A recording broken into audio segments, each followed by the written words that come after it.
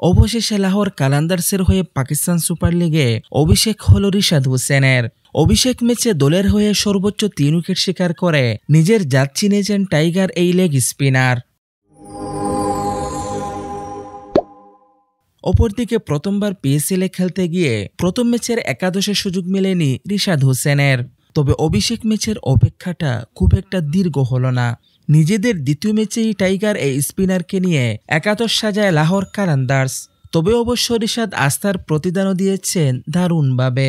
গত 13 এপ্রিল কোয়েটা গ্ল্যাডিয়াটর্সের বিপক্ষে 79 রানের বড় জয় পেয়েছে লাহোর কালান্দার্স। এর পাশাপাশি পিএসএলে রিশাদের অভিষেক মঞ্চে ডেবু ক্যাপ পরিয়ে দেন লাহোর কালান্দার্সের অধিনায়ক শাহিন শাহ আফ্রিদি। অপরদিকে ম্যাচে প্রথমে ব্যাট করতে নেমে 6 উইকেট হারিয়ে 219 রানের বড় সংগ্রহ পায় লাহোর কালান্দার্স। তবে শেষ দিকে ব্যাট করতে নেমে 1 বলে 1 রান করে অপরাজিত ছিলেন এই টাইগার লেগ স্পিনার। এরপর বল করতে নেমে সুযোগের পূর্ণ সদ্ব্যবহার করেন রিশাদ হোসেন।